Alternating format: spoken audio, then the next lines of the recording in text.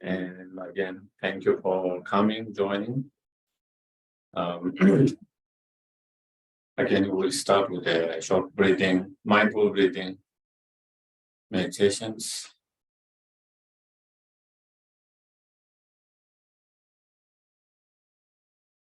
For a few moments.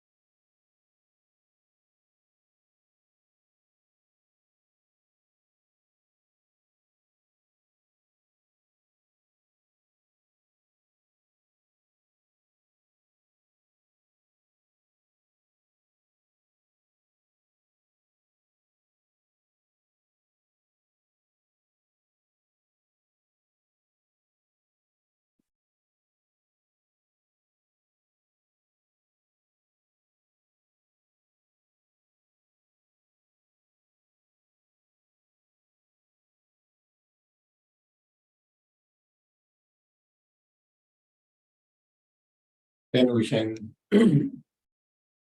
generate good intention by thinking, contemplating.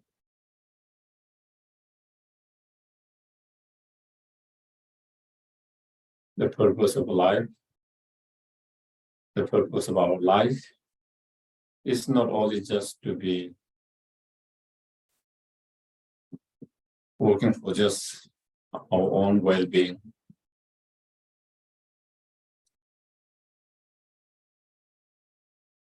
That will be too limiting our own potential.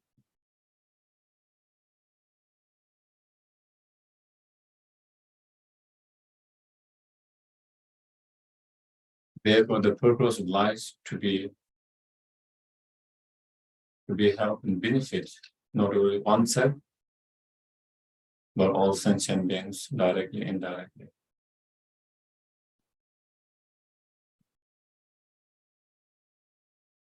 In whatever way we can.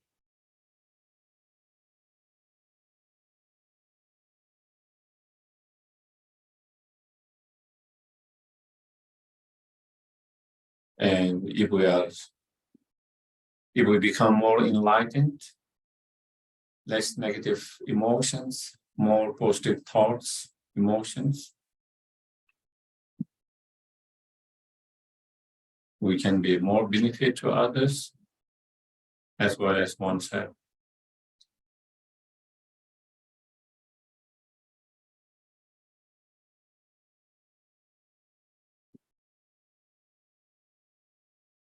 In order to have less those disturbing negative emotions and to improve helpful, positive hearts and minds,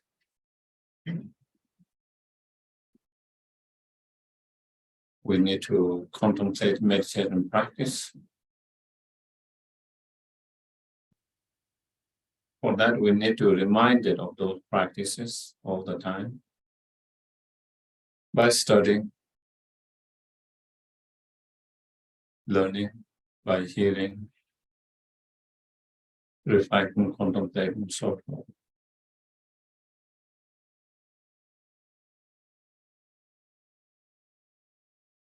For that very purpose that we have come here together and give our time, energy, resource.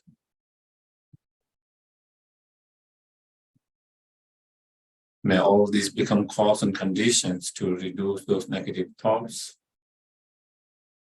and to improve those positive state of minds and to become more enlightened.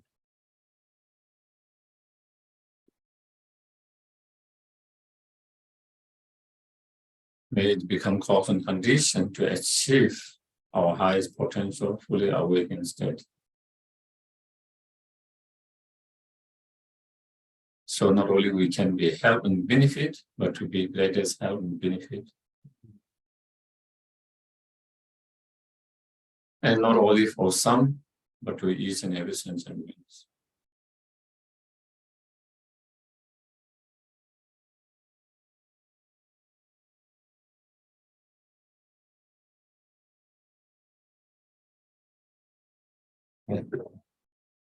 So we can do that. For our opening prayers, we will do the praise to Shakyamuni Buddha 3 times. To the founders, the endowed of the founders forever. The one God, the destroyer.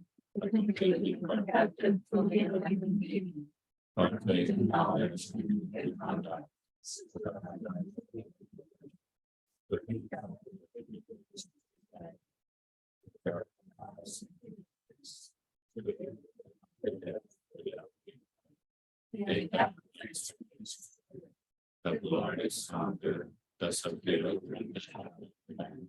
I must carry many offerings to the refuge. To the founder,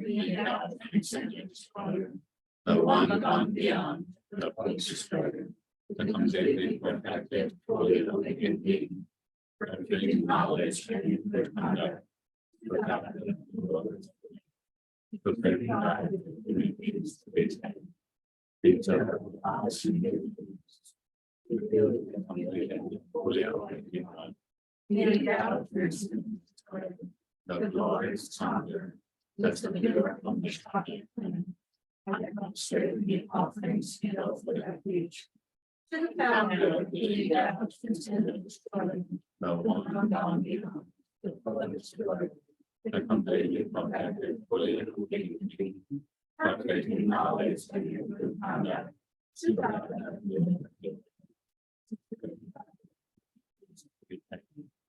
Eternal God, seeking in peace, to do the completely and fully awakened one. They have considered destroyed the glorious founder, the superior.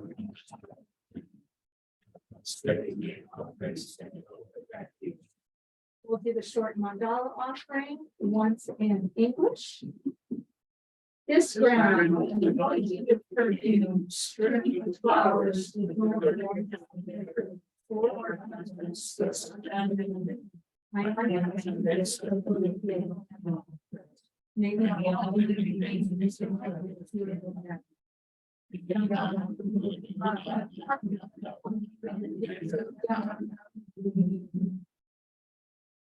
Then on the next page, we'll do refuge and bodhicitta, once in English, twice in Tibetan.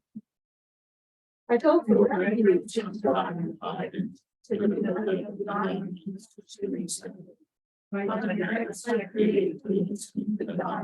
may I become a Buddha, may live in the all sentient beings.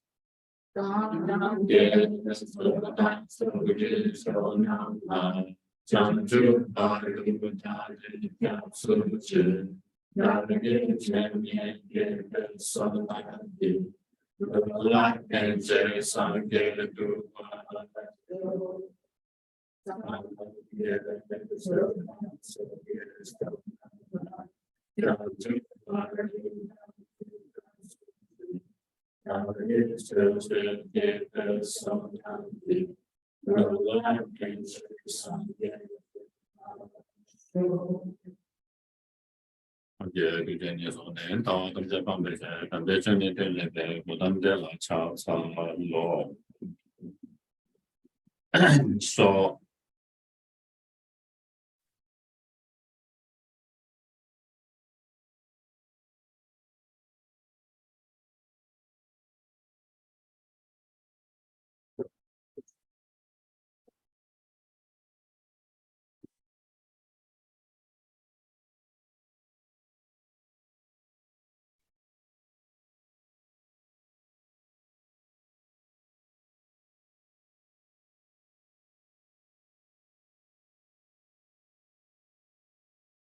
we discussed a little bit last week the meaning of mantras and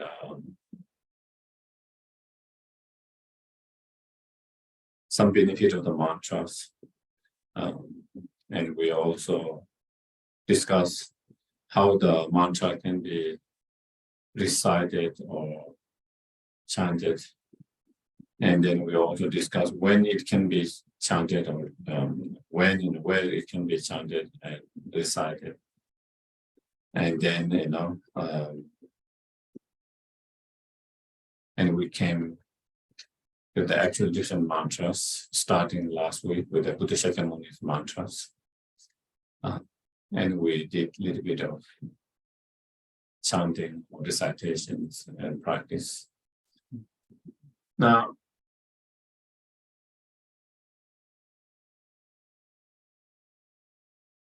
of course, if you read many sutras, in different sutras,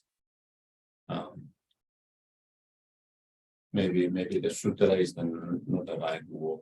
In Tibetan Gu is teaching by Buddhas, his own words, but more related with the Vajrayana or tantric practices. If you read in that, many of those mantras, then you see many incredible benefit of reciting those mantras.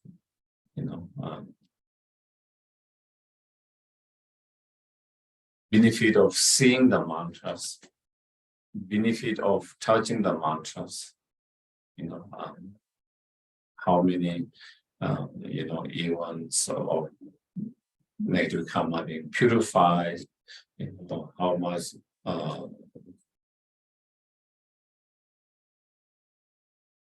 amount of merit being created and so forth. Of course, logically, I cannot say how that purify how much of negative karma, how much merit is created. I guess you can only trust in Buddha's own word that he is able to see with his enlightened mind much more than that we can see. Some of the benefits are there are a lot of things that were beyond our ordinary conceptions, so that is one. Okay. Sometimes when we read those benefits, sometimes it feels, it might, because our mind cannot conceive, how is it possible? How is that possible? We can have that kind of thoughts arising. Is normal for ordinary beings. We want to see proof, we want to see the reason, logic, we want to see how it works, but sometimes, certain things cannot be explained by our ordinary mind, cannot be conceived by ordinary mind, and we are only kind of trust in Buddha's teachings, that a lot of things that we are unable to see, he is able to see, and through that he is described that. On one level, some of you might have heard or seen by one Japanese scientist, Dr. Emoto, and he has incredible pictures. There are many books, where he took the picture of crystal water, frozen crystal water, and then pictures that come from that.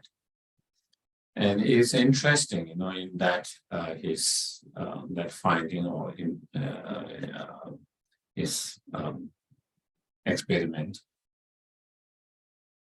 the effect of thoughts, the effect of speech, the effect of syllables. Like there are pictures where there is, I don't remember exactly which place, very polluted water, extremely more polluted water. And then there is also lakes, very polluted. And the picture he took of that before, and then picture that he took after prayer was offered. They offer the prayers, do the prayers. And after the prayers offer, same water, running the water as well as lake. And the image that comes, after the prayer, the image so much calm, lake and beautiful. And before is kind of dark. And image, very different image. So he experimented with prayers. That is what he did. With prayer, it has an effect on the water, what we call water element. And he saw difference in water element, change in water element. Okay. The prayers. So those prayers, send with the positive thoughts. Send with positive thoughts. And with a positive word phrases, Same way he did, with different words, okay?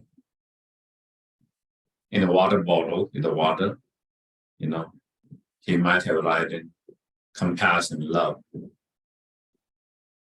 or ugly, or very kind of other unkind words. And then once that has been done, again, he took pictures of that frozen water with different label, different words that is stick in that water.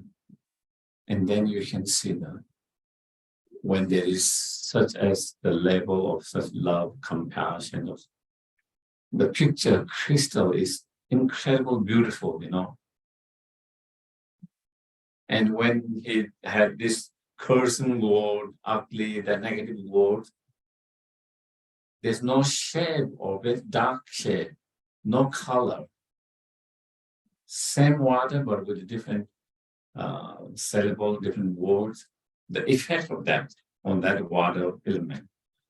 You just have to see the pictures, and difference is so much.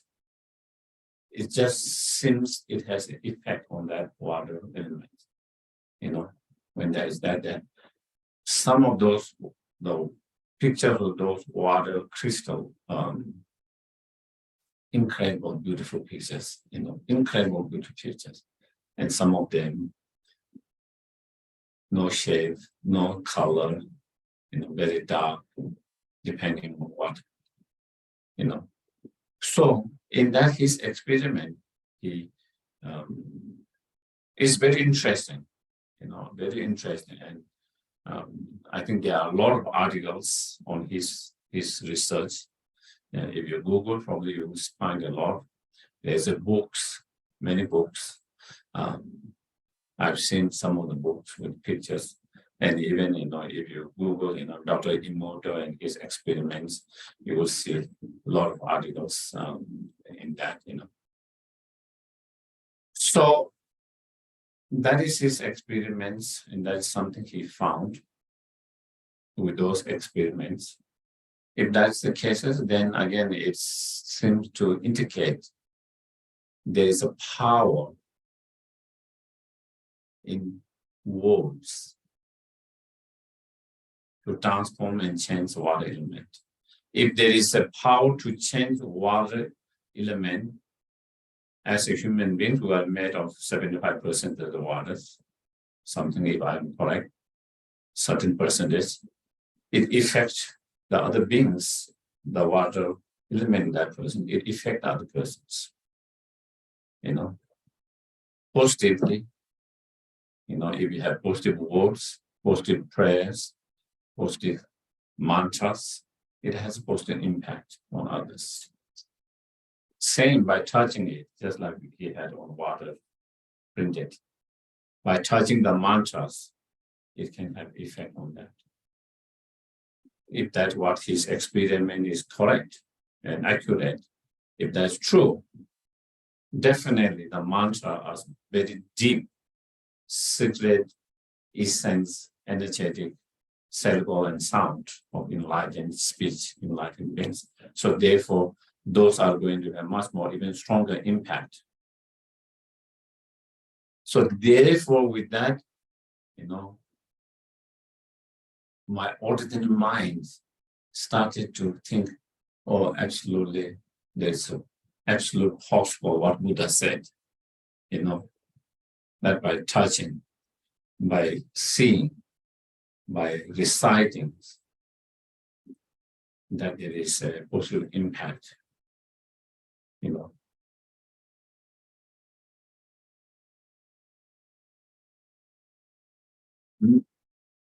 And so therefore, for me, not only what Buddha said, but all this new kind of understanding, finding through that kind of experiment, give me more kind of faith in some of the Buddha's teachings that maybe I might have studied in the past.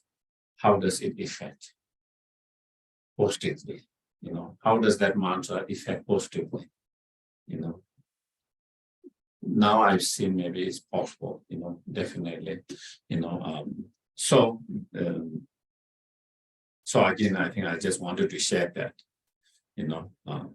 not because just the Buddha said, but even in some of those experiments seems to indicate the effect of such particular words, prayers, thoughts. I don't remember the author, but I was reading one book. It's very fascinating, long time ago, about communicating with the plant, with the thoughts, someone pour water, talk with love, compassion, another plant ignoring without love and compassion, watering. In terms of water, it's the same, but one showing the expressing and showing the love with one not doing, and how it responds differently. The one which show the love seems to grow better, and the one without the love doesn't do so well, even though the water externally is given same way. So if that's the cases, again, prayer, good thoughts, prayer does benefit, effect towards wherever you send that energy, wherever you send that prayer, the positive thoughts, positive feelings, if the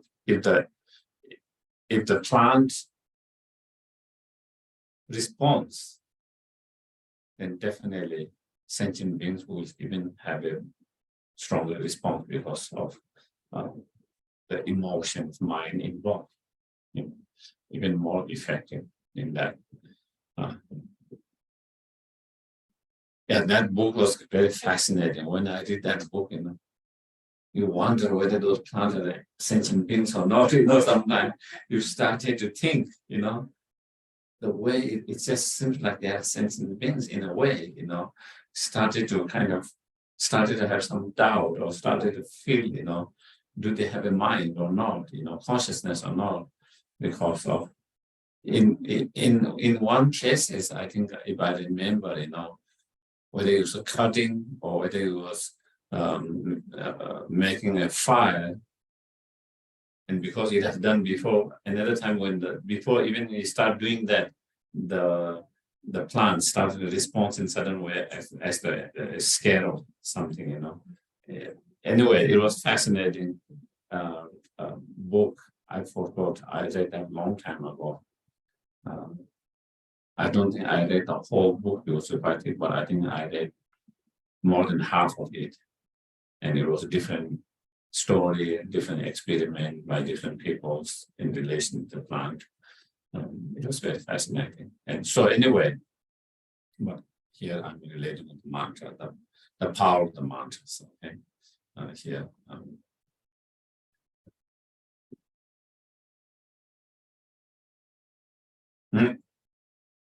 And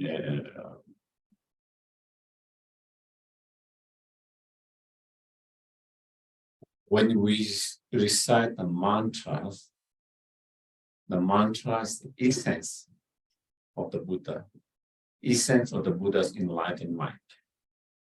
When you invoke the essence of the Buddha, essence of the enlightenment or essence of enlightened mind, then definitely, you know, it does have positive impact in your mind, you know, certain, you know, bringing peace, calm, certain transformations, blessings, you know, certain change in your mind, you know, as I think maybe I might mention, you know, sometimes as you start doing the practice of the recitation of mantra together with the visualizations and all the other involved there, you know, sometimes you started to feel strong devotion, strong faith, which you are not feeling before, but after while you are doing or after you have done that practice, sometimes you started to feel really strong, very strong feeling of devotion, feeling of faith. That is transformation from that practice, that mantra. That's the blessings. Sometimes you might feel strong compassions. Sometimes you can feel very strong peace, tranquilities. You know, so different state of mind is like, you know, water being poured on certain seeds, and suddenly you started to see it's shooting up, you know. Suddenly it's like you never see any plant and you started to water and the seed is underground and then starts suddenly shoots. Similarly, the seeds are in our mind of all these different, you know, whether it's loving kindness, whether it's compassion, whether it's faith, Buddha, Dhamma, Sangha, and so forth, you know, whether it's a strong conviction or faith in karma, and so forth. One of those is like one of those seeds get watered, and suddenly you started to feel one of those seeds very strong about it. And so that those are, again, you know, those are people's experience. These are people's experience that people experience who does those practice.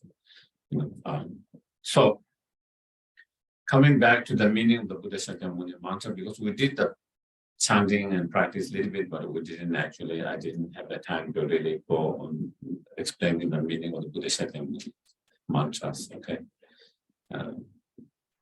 Tayatha Om Muni Muni Ma Muni Swaha. Tayatha, you know, use some mantra you see, not all the mantras. And Tayatha means thus it is.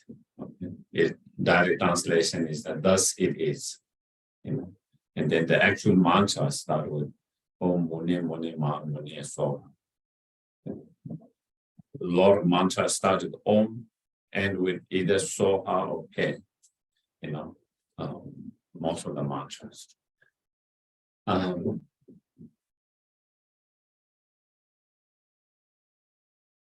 Om is a very powerful mantra sound, auspicious mantras, auspicious sound, beginning of the mantras, you know. starting with very auspicious sound. So that is one way of understanding.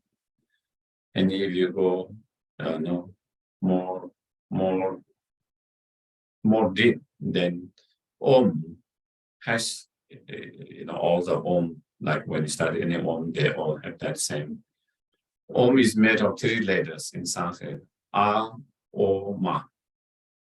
This A, and there's O, and there's circle of Ma, A, O, Ma. When the three syllables come together, then it makes this sound Om.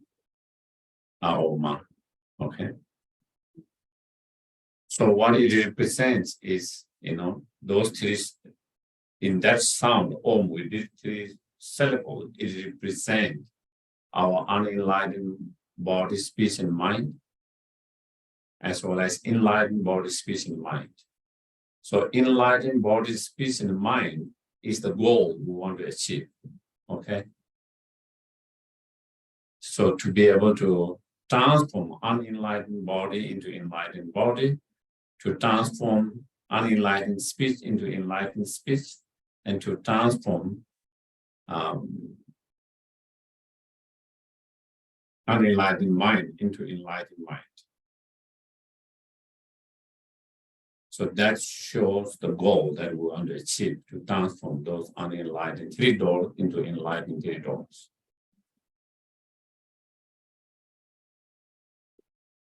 Then Muni, Mahamuni. Muni. So Muni,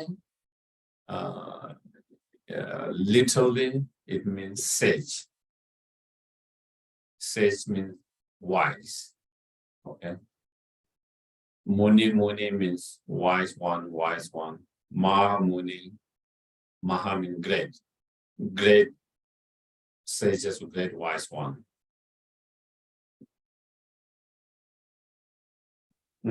Sowa is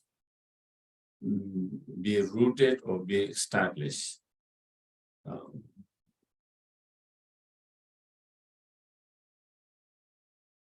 So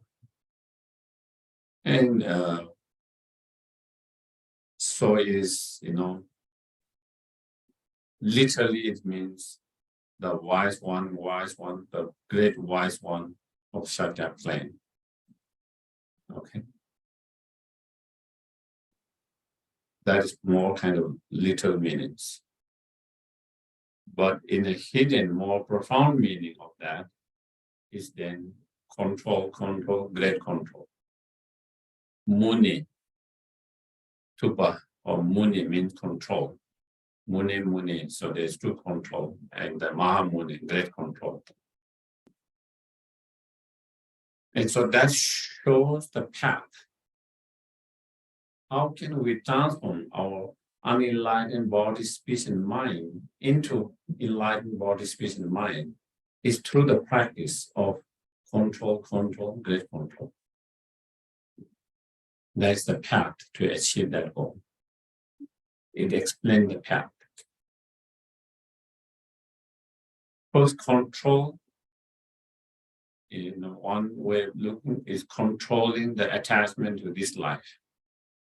Second, control is control over the attachment to the samsara or samsaric pleasure or samsaric perfections.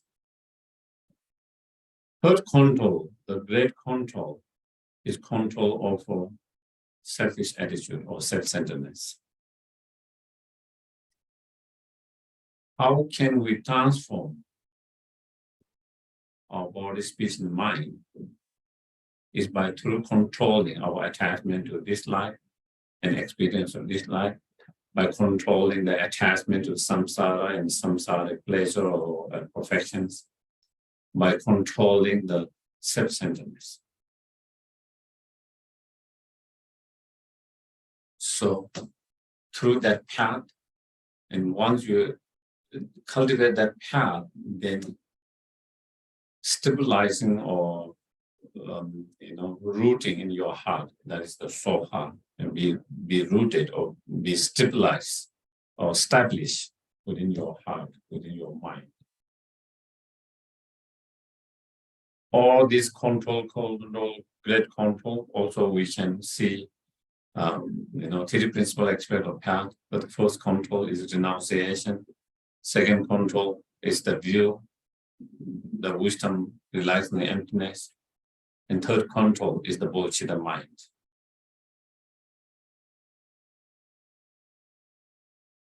Through the first renunciations, we control or overcome attachment to this life and attachment to samsara or samsara perfections. Through the wisdom realizing the right view or emptiness, we control or overcome the self-grasping ignorance. That's the root of all the delusions. Through the bodhicitta mind, we overcome or control selfish attitude or self-centeredness. So through the practice of renunciations, the wisdom and bodhicitta mind, then we can transform our mind. We can transform our unenlightened mind into enlightened mind. By transforming our mind, unenlightened mind and enlightened mind through those practices, then you are able to transform your speech and body as well. If we try to relate with the Lamrim, the gradual path, the first muni, the practice of the small scope. Second muni, the middle scope. Maha muni, the great scope. Through the practice of small scope, middle scope, and great scope, through those three practice, then again, that's how we transform our mind. That's how we transform our unenlightened mind into an enlightened mind. So that's the path. So that is something, though that path that is possessed by the Buddha. So meaning, please bless me, inspire me, guide me to have the path just as you had within myself. Do you get it? So it is when we recite the Buddha Shakyamuni mantras, what we are saying is, just as we had the path of renunciation, bodhicitta, and wisdom that overcome all the afflictive emotions, all the negative emotions, and achieve fully enlightenment. In the same way, I inspire that. I want to achieve that within myself. I want to achieve myself those paths within myself to become like yourself. Please bless me, inspire me, guide me, show me how to do that. So with that understanding, with that full understanding, meaning of that, when you recite, then it becomes very profound. Very profound. That contains all Buddha's teachings. It contains all Buddha's teaching. It contains the whole path.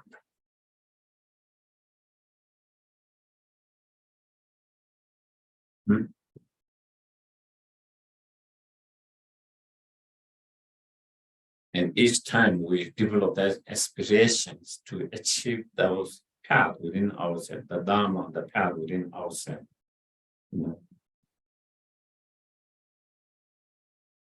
It is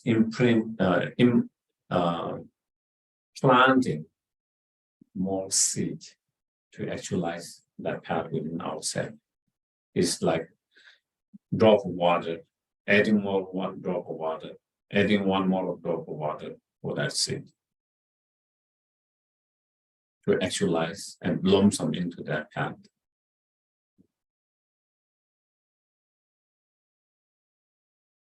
So that is the meaning of the Om Muni Muni Ma Muni, and so on. So it is not only very, energetic, secret sound and syllable, but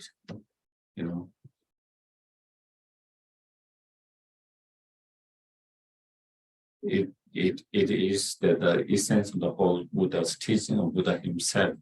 It is that the enlightened mind, enlightened compassionate wisdom, manifesting, transforming into that particular sound and that particular syllables. So we try to, and so therefore, as something enlightened energy that manifests in whatever sound, whatever syllable, then it has a very strong, powerful energy there to affect our mind. Very powerful effect, energy to affect our mind.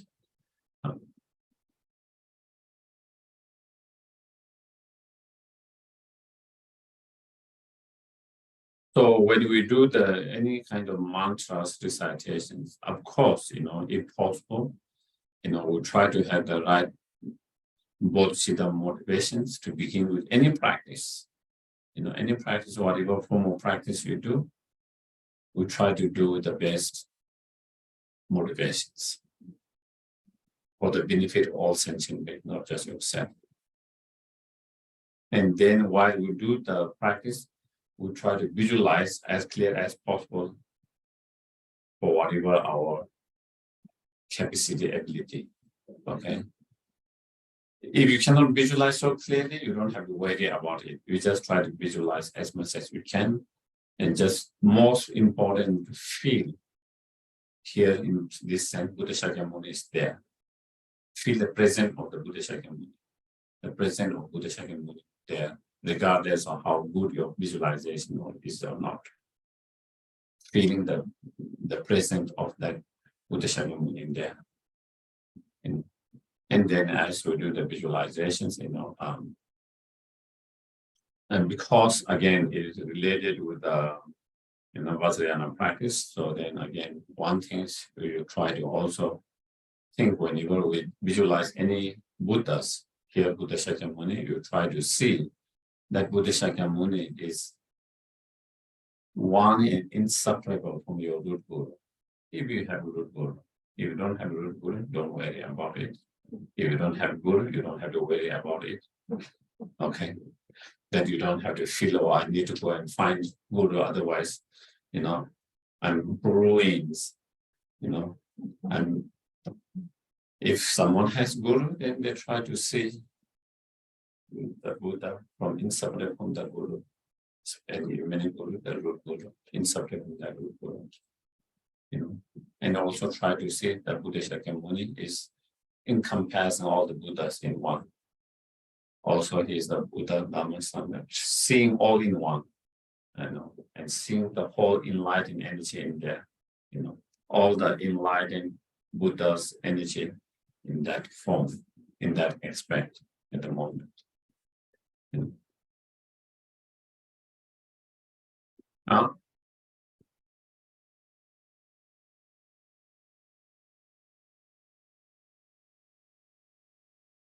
Then as we did the practice last time, at the heart of Buddha Shakyamuni, you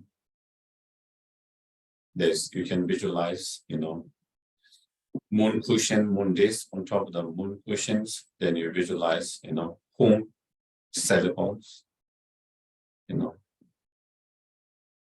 and at the hum syllable, there is surrounded by this mantra that Om Muni Muni Ma Muni, here clockwise, all standing. Again, if you don't have so strong visualization, don't worry. You just feel it's there. And all of those, whether it's the hum syllable or the garlands of mantra, all them being like a transparency, very transparent, like a rainbow, like a light, not a while it's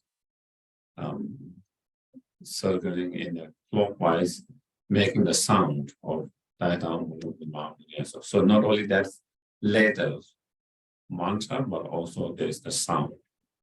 And also in this practice, another importance or become more effective or helpful if we try to think and visualize that home syllable garlands or mantras are not just a ordinary and the sound itself, not an ordinary syllable, not ordinary mantra and the sound, but again, they all are enlightened, compassionate, wisdom energy, manifesting that sound, manifesting that syllable, manifesting that mantra. So in essence, it's all enlightened, compassionate, wisdom energy. Enlightened, compassionate, wisdom energy can manifest in different forms, in any forms. So here it is manifesting that particular form, that particular sound. So it is always good to know that it's not just kind of ordinary letter or syllable or sound, but actually it is enlightened energy manifesting that sound and that.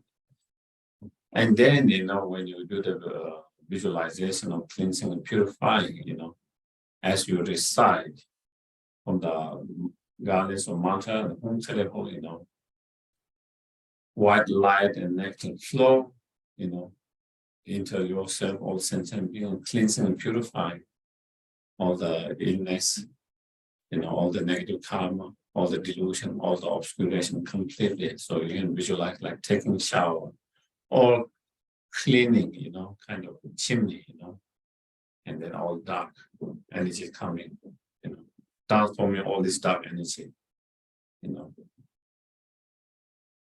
Again, that the flow of, when you visualize the flow of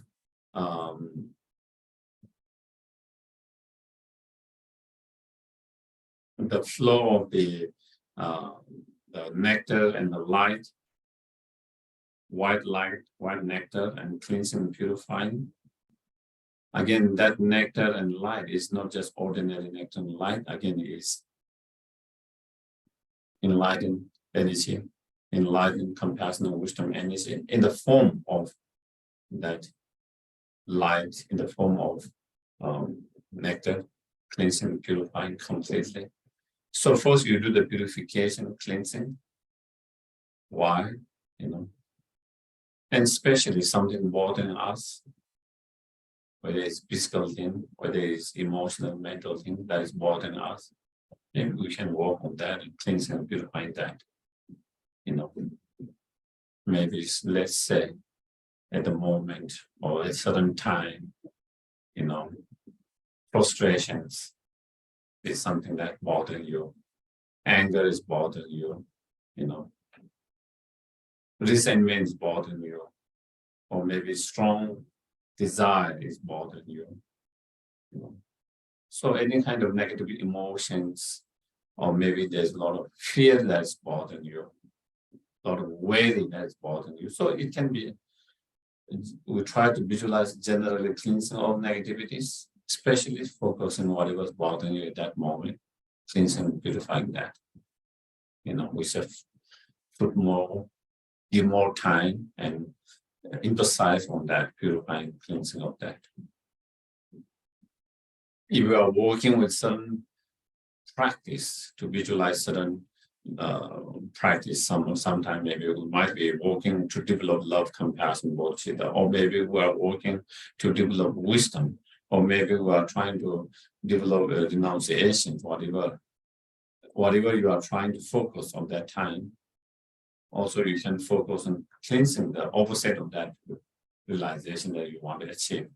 If you are working on loving kindness, compassion, bodhicitta, you visualize mainly emphasizing on the selfish attitude, self-centered has been cleaned and purified completely.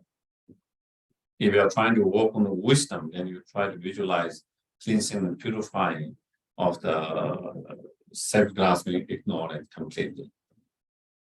if we're trying to develop a renunciation, then we try to focus more on cleansing and purifying all the negativity, especially the attachments.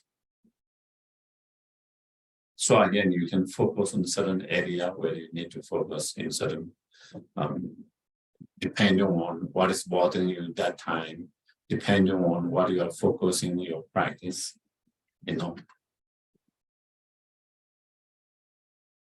And so once we do that cleansing and purifying, first you do the cleansing and purifying, and then next, again, you visualize while you are reciting mantras or chanting the mantra,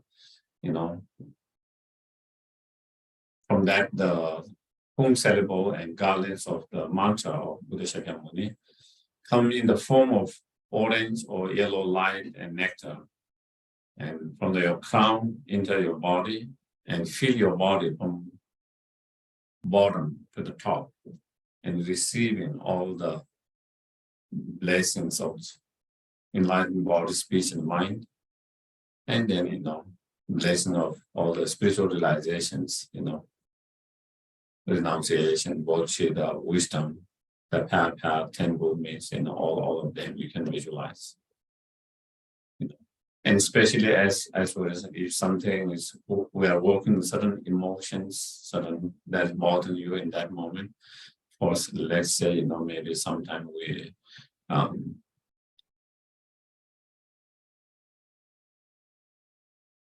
anger or frustrations or let's say resentment, something important, then at that time you visualize, all this spiritual realization, all the blessings, especially, very strong loving kindness, compassions.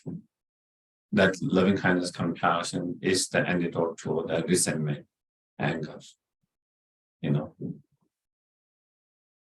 Or if you are working with your attachment, you visualize, receiving the wisdom, realizing the, impermanent nature of all the phenomena, emptiness nature of all phenomena, So again, you can, whatever is depending on that, and same with whatever you are working on in terms of spiritual. And then you can visualize how your body filled with that nectars and the blessings, Each atom of your body, each cell of your body is filled with that spiritual realization, the blessing. Every pore of your body, every pore, every cell, every atom.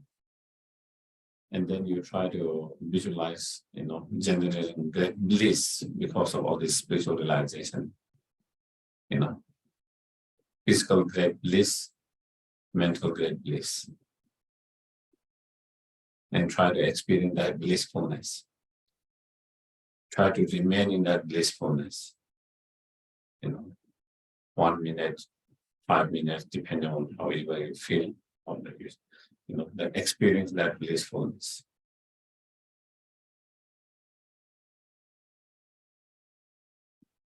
So that is more or less kind of how we do the mantras. So here I explain the meaning of Buddha Shakyamuni mantras.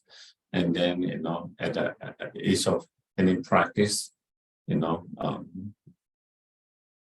you can dissolve the Buddha Shakyamunis and merge with yourself, the Buddha Shakyamuni dissolve into light, and light dissolve into yourself, and with the Guru Buddha Shakyamuni body, speech, and mind, your body and speech become one, inseparable. And then you end with the dedications. Whatever virtues, whatever merit we have created through this practice and all other practices, then we dedicate for the happiness of all sentient beings. We dedicate to be able to actualize all this spiritual realization. We dedicate to achieve enlightenment for the benefit of all sentient beings. So there are many different ways of dedicating, so you try to dedicate, but in a more, profound way that include all sentient beings. So then we can try to conclude, start with the bodhicitta motivation and end with the bodhicitta dedication, dedicating for all sentient beings.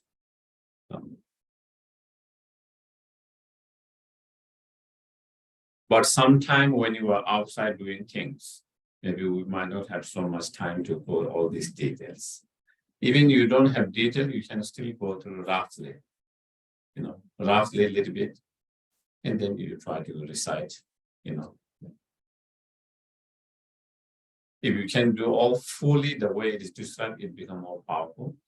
But even you can't do fully, even just reciting the mantra with the faith in the mantra, faith in the Buddha who taught that mantra, even with that, it still has a lot of benefit. It still has a lot of benefit on many different levels. But of course, if we include the whole practice in that, then it becomes more powerful, more beneficial, more effective.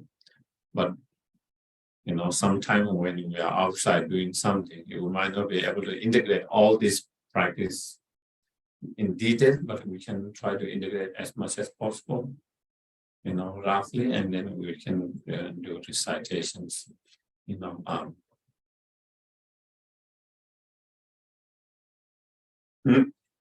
So that is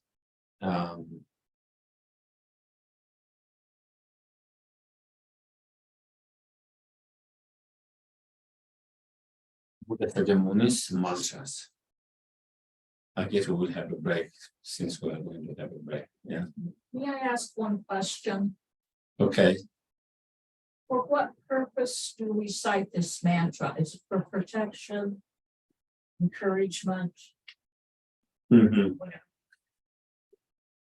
This the mantra of Buddha Shakyamuni, we recite that to actualize qualities like himself, inner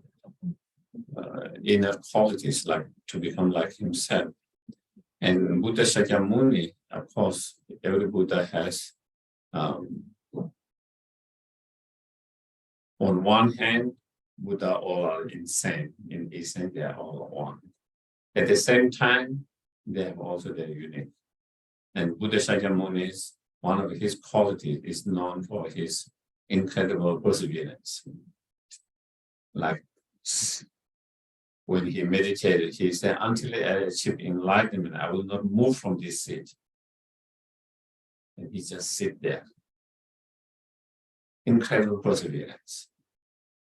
His perseverance such at the very beginning, without eating, without eating too much, all of that, he became so skinny. You can see some of his statues or pictures, you can see all the bones. Incredible of perseverance, So to have all his qualities enlightened, especially to be able to have incredible perseverance like he has, to achieve or to actualize incredible perseverance like he has. That would be one. Is there maybe a root mantra or what is the possibility of a single letter containing many teachings or mantras? Yeah. Om Ahum is one. Even Om Ahum, if you go back, then it can be contained within the Om. It can contain within the Ah.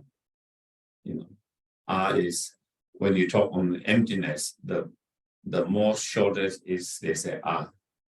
The whole teaching on emptiness contained within the Ah letter or Ah sound. It all. So again, yeah, okay. So maybe can we have questions later? We have some minute break. Okay. So we'll have 10-minute break.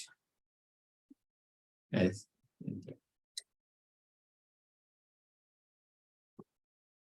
Sure, announce that. Would you please? Okay. Why is she living now? Ohio. She's in Carolina. So again, welcome back. Stella, what was your questions? Yes. I was gonna make a comment that sometimes in the middle of the night when I wake up, can't get back to sleep. I'll remember to do, for me, the Tara mantra. And Okay. I start doing it. And without me even knowing it, I fall back asleep. Mhm. And I won't realize until like the morning, and I would say, because I was getting like, oh, I can't go back to sleep. And then I'll do the mantra. And then when I wake up in the morning, I'll realize that it was because of the mantra that I got back to sleep. Mhm. You know, that was, I mean, I didn't go through the whole thing that you just said. but- Yeah. But that was my intention, you know, that I just really didn't want to be thinking all these different things, Uh-huh. thoughts, but I wanted to relax me. Yeah. And again, as I mentioned last time as well, you know. Sometimes we can try to think the meaning of that and try to do it, and sometimes we just focus on the sound. Just chant it, you know. Just focus on the sound. And totally focus on the sound. Chanting, reciting, and just fully focus on the sound. And that is also good.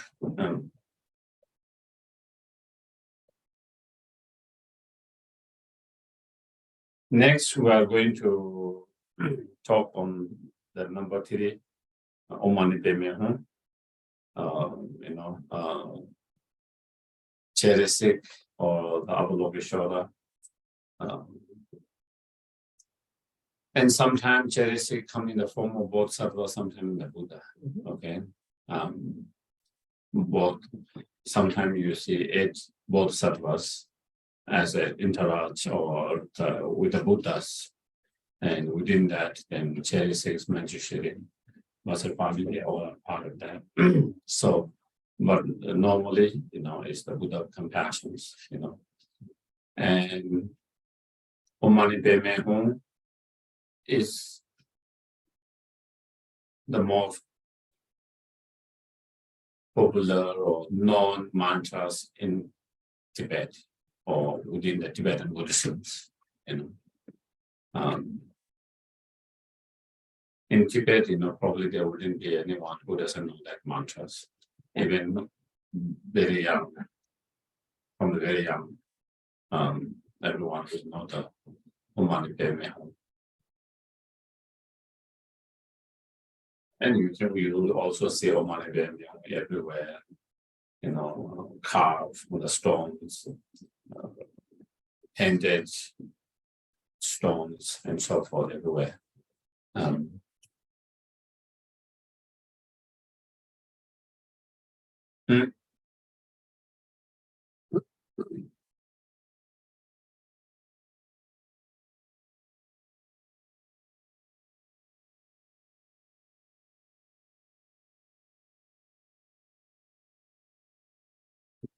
now, Avalokiteshvara or Cherisik has many forms.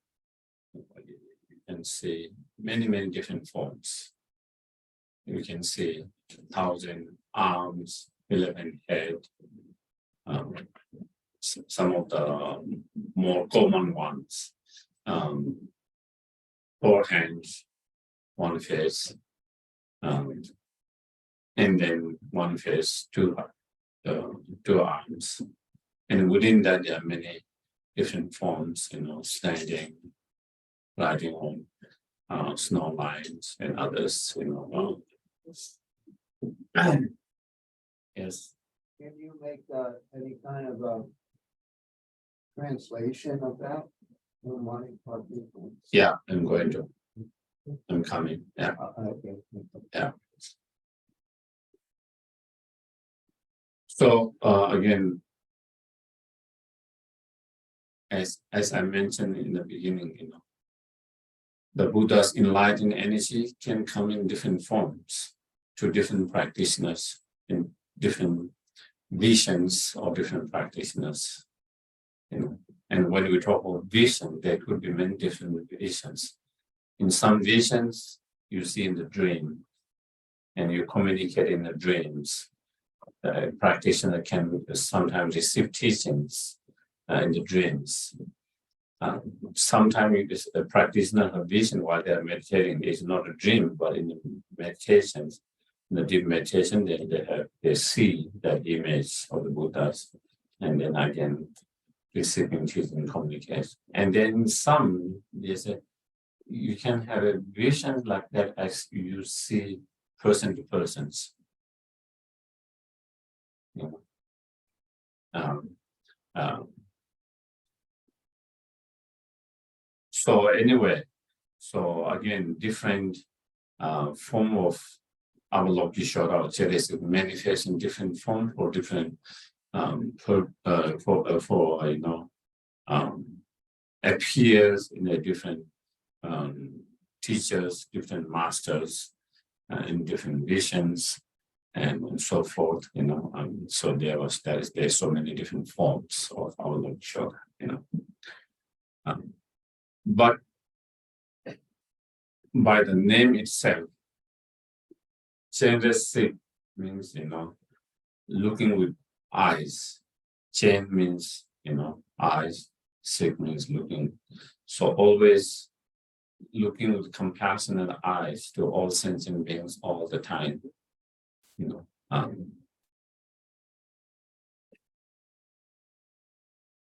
So, for example, in Avalokiteshvara, 1,000 arms with 1,000 eyes, each eyes in each palm,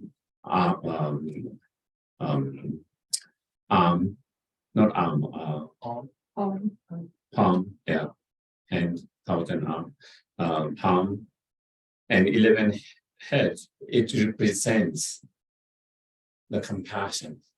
You want to reach so many sentient beings, More eyes, you see more sentient beings. More hand to expand, more sentient beings you are able to help, benefit, And so that symbolize that represent that is metaphor of that incredible compassions. Of course, there is legend about it, how it came about. There's certain story, legend, relation to that. But in generally, it is symbolized or metaphor for incredible compassion, wanting to reach out every sentient beings, to help every sentient beings. And so that is why you see many thousands of that symbolize that, okay? So that is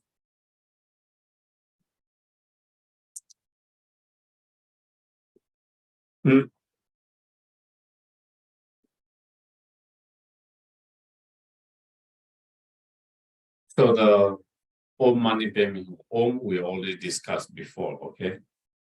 It the same meaning.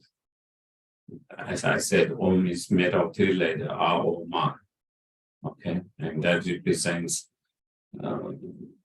enlightened body, speech, and mind, So that means we want to transform our unenlightened body, speech, and mind into that enlightened body, speech, and mind. That is the same meaning in all the Oms. Also, Om is the beginning of the mantra, is auspicious word sound as well. So there is many meaning in that. Om Mani Padme. Mani is the jewel, Padma is the lotus. So praise to one who holds the jewel and lotus. Little meaning, literally is, making a praise or homage or request to the one who holds the jewel and the lotus. And because that is, regardless of whatever different form Avalokiteshvara have, most of them, they are holding the lotus, and in many cases, the jewel and the lotus. Okay. So jewel and the lotus. So when you go in more, not just a little meaning, but if you go in more, deeper meaning, then again is the path that lead the path that lead to transform unenlightened body, speech into how to transform unenlightened body, speech into enlightened body, speech, and mind. And what is the path? So money or the jewel or ratna, that is wish fulfilling jewels, that symbolize the method, loving kindness, compassion, bodhicitta mind. Okay. Wish fulfilling jewel, if there is such called wish fulfilling jewel, it eliminates the poverty, suffering of poverty. You know. Similarly, and also the wish fulfilling jewel fulfill the wishes of others, the wishes of sentient beings, wish fulfilling jewels. It fulfills the wishes of sentient beings and others. In the same way, true love, compassion, bodhicitta mind is that fulfill the wishes of all sentient beings. You know, if you have true love, compassion, bodhicitta mind, you will fulfill your wishes, you will fulfill the wishes of others. It will fulfill the wishes of all sentient beings.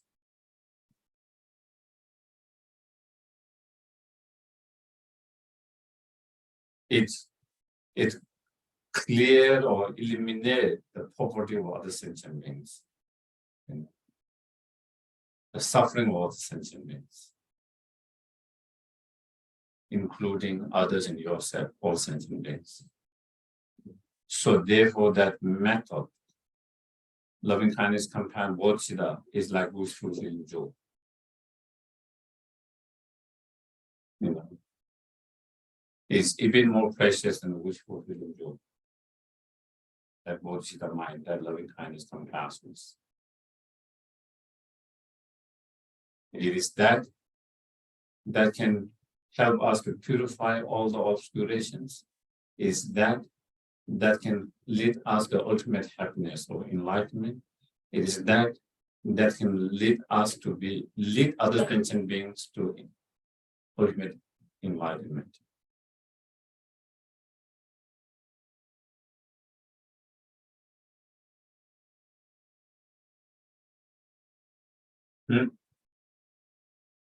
So that is the jewel or the money, you know. Padma in Tibetan, Teme, in Sanskrit, Padma is the lotus. And that symbolizes the wisdom. That symbolizes the wisdom. Lotus, I don't know all the lotus, but there are certain lotus that grow through the mud, but unsullied by the mud, unpolluted by mud. When it grows up, there's no mud there, even though it grow from the mud.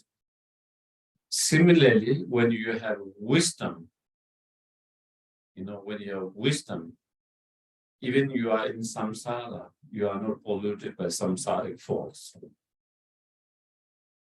You know, even something that looks contradictions to ordinary, when you have wisdom, there's no contradictions. That wisdom, if you don't have that wisdom, that seems contradictions in many, many things, many areas. When due to that wisdom, there's no more contradictions. For example, just give an example.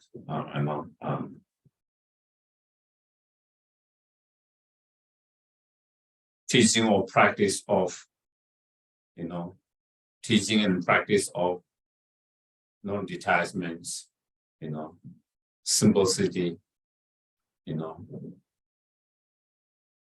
not being attached to wealth, all everything. And then someone having all the wealth seems, and power, reputation seems contradiction, isn't it? And it can be contradictions if you don't have the wisdom. But if you have the wisdom, it wouldn't be contradictions. Because even you might have that, you are not attached to any of them. Do you get it? You might have a lot of wealth, but you are not attached to any of them. You might have power, you are not attached to them. You might have fame, reputation, you are not attached to them. Those doesn't become a problem. Instead, you can use that to benefit others. Power, fame, reputations, wealth, everything. But when you don't have wisdom, when you have all that, then it becomes problem. You get attached to power. You don't want to lose that. And then no matter you try to hold on that, even it means shutting other down, bullying other down, whether you're attached to wealth, no matter how much wealth you have, you want to make more and more, double that, triple that, from that. So that is,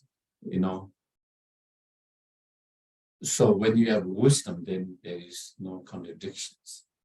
There's no contradictions. And you can be in, samsara, but you are not polluted by the samsara problem. The fall of samsara, the pollution of samsara, the corruption of samsara will not touch on you because of your wisdom. So that is like the lotus that come from mud but not solid or polluted by that mud. Similarly, you can be in a samsara full of faults, full of problems, but due to that wisdom, you are not polluted by that faults, that defect. You are able to do that because of that wisdom. Wisdom realizing the emptiness. Of course, when we talk of wisdom, then there are many different levels of wisdom. The wisdom realizing the impermanent nature of things, wisdom realizing, not self-sufficient, autonomous self. The wisdom realizing, there is no non-duality of subjects and objects, and the wisdom realizing the emptiness of inherent nature. So there can be many different levels of wisdom, but the main wisdom is the wisdom that relies or perceive, empty of inherent nature. That wisdom. So through that method and the wisdom, or in other words, through the loving kindness, compassion, bodhicitta, and wisdom, then you can transform. That is the path to transform your unenlightened mind into enlightened mind. And so, because the Avalokiteshvara Bodhisattva, Chedisik possess that qualities, incredible loving kindness and wisdom. So again, we inspire to be like him, to actualize that method and the wisdom within ourselves, like them. Especially the method, loving kindness, compassion, bodhicitta, because the Buddha Shakyamuni, not Buddha, Avalokiteshvara Manjushri is the manifestation of all enlightened compassion. It symbolizes all Buddha's compassion energy.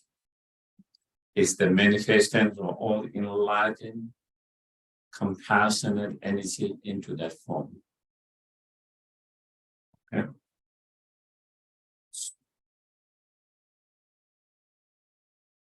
So, especially to develop incredible, unlimited or conditional true love, compassion, bodhicitta, like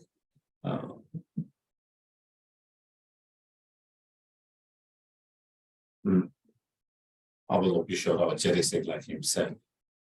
With that wish, then we recite the Om. And so again, same thing like previously,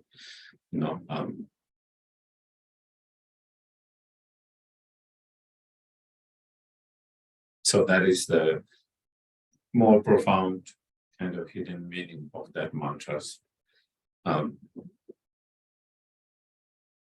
His Holiness also mentions, the Lama mentioned, every evening before he go to bed, he recite Om Mani Padme many times, many times. And one time he mentions,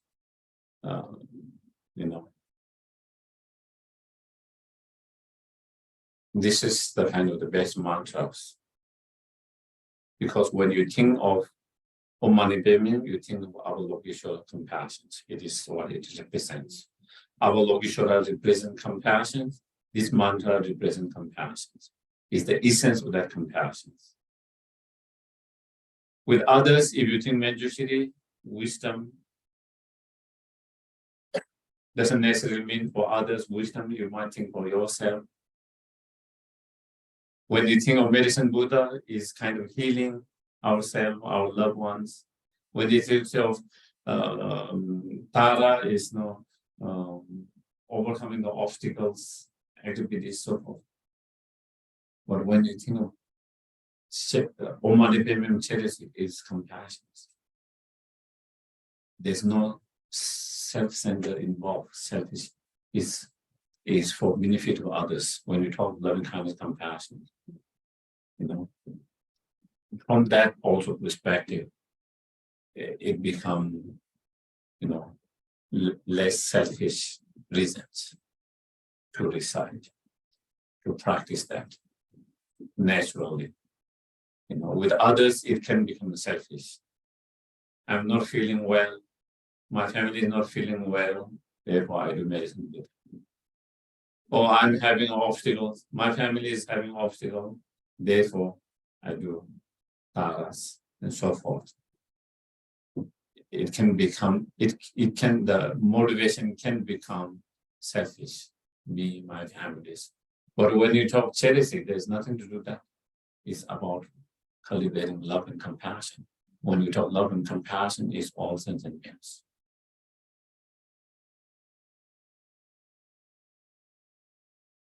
And so therefore, once His Holiness, in one of teachings, he made that comment, and I think to me, it touched my heart very much, because I can see that what he mentions,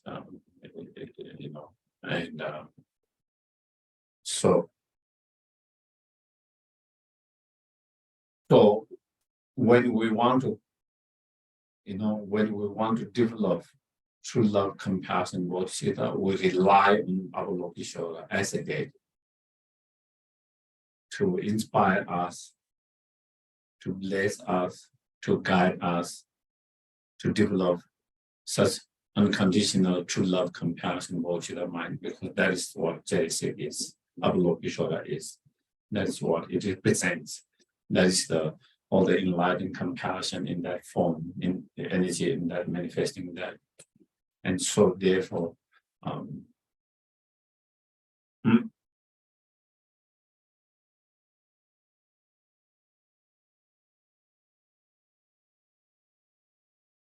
Mani Padme Hum. Here, Om Mani Padme Hum. Hum is, the union of the method and wisdom. Not only you need the method and wisdom, but they need to go in hand to hand, in union, indivisible. The wisdom helping compassion, compassion helping the wisdom. The bodhisattva helping the wisdom, wisdom helping the bodhisattva.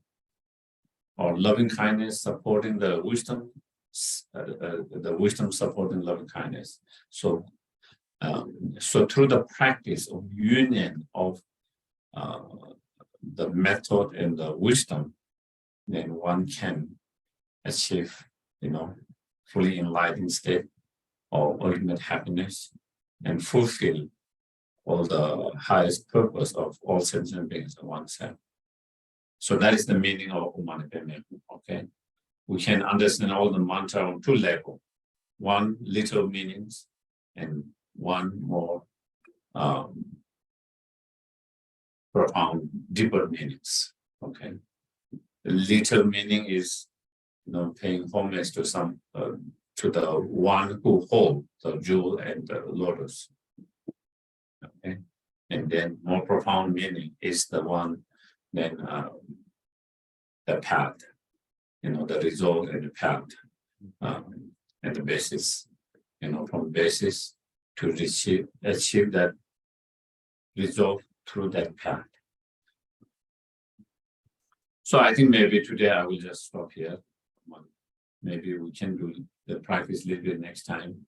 So I think because that might clarify a little more. Yes, any questions? Yes, please. Well, kind of following on. Oh, Zia has the questions. He said, I have questions. Yeah. I need to find things a lot. And that is in the middle of the night, instead of having my mind just spin off and all thinking about all kinds of things. I'll stay on until I go to sleep.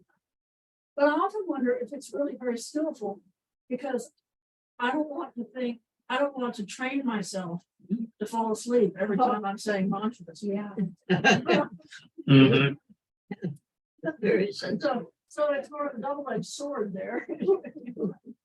Well, I think if you are not using that every day or all the time when you are awake and when you the Jainism sadhana or practice, if you are not using for that because you use other visualizations or contemplations on that, so that it wouldn't fall to sleep. But for that purpose, I don't think necessarily that will be obstacles to be able to.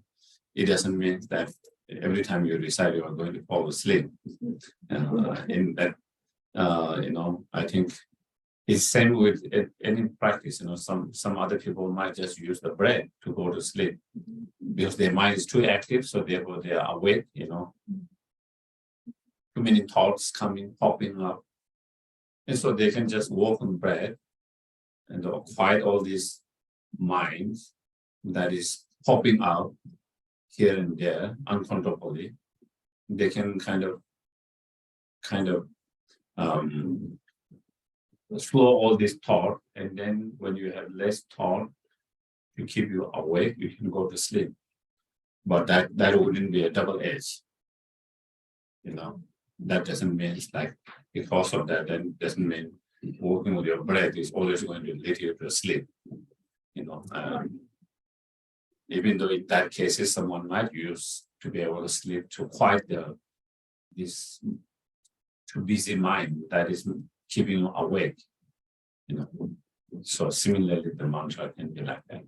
Just little questions. Yeah. Any others before we? Okay. Then we do the dedications. Okay. We'll dedicate the merit created by listening to this teaching, by doing the dedication prayers. Now, where's my list? You got it in the list?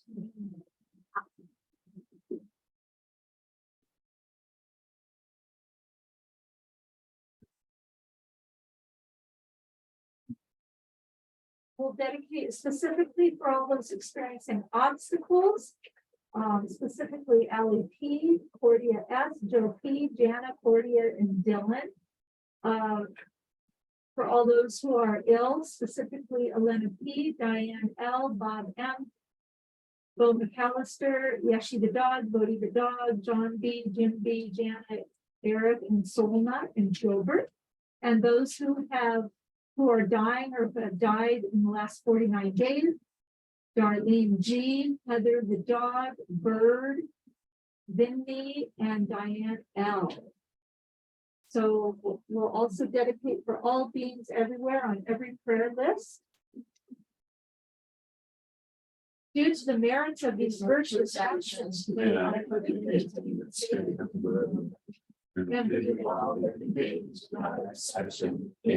United States May May the supreme jewel of Chitta that has not produced us. And with that, not but please. And then we'll do the long life prayers for our teachers.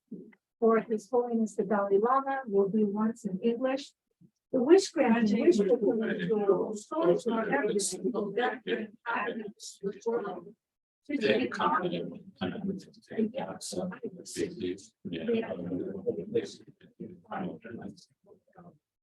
Then we also Hita, Lanieshi's reincarnation. Venerable one, to you whose happiness is that of all the conquerors. Because water is water. That's right. My Christ.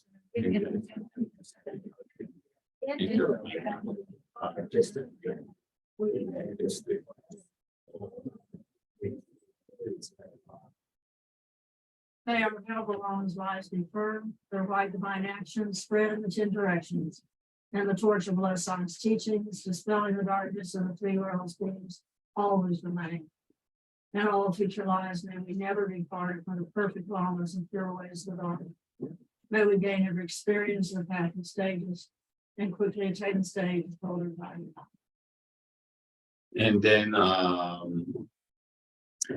yeah, those who are interested, tomorrow is the special day for the Buddhists, especially in the Tibetan calendars. In 1 year, there's 4 special Buddha's days. Tomorrow is one of them. And tomorrow is the day where Buddha's turned first wheel of the Dharma, first teaching he gave after his enlightenment. So it is supposed to be a very special day, multiplying for your virtues, whatever virtues you do. And so at the center TNL in Santa Fe in the morning, we have at 6, I will lead precepts for 24 hours. So if anyone is interested, you can join by Zoom, at 6, could be 45 minutes, 1 hour, should be finished by 1 hour. Of course, the precept is, for 24 hours, not killing, not stealing, not engaging in sexual activities, not drinking, not having black food, and wrong black food means, no garlic, no onion, no meat, no eggs. A wrong time is like you don't eat after noon. You can have breakfast and you can have lunch, if possible, before noon, and then after that you don't have meals. Now you can drink it, but nothing eat. You don't eat it for 24 hours. And then there is no sitting on expensive and high throne or bed. No ornaments, kind of ornaments. So one is what singing, dancing, out of attachments. Of course, if someone has job to do that, that is another thing. You are not doing for that. You are doing for your job or to make someone happy. But if so, those are the precepts. So, and then in the evening, in person in Zoom, we have Buddha Shakyamuni practice at 7, probably 7 to 8. So again, I just wanted to let if anyone is interested to join by Zoom, then there is that. And then there was one here, someone sent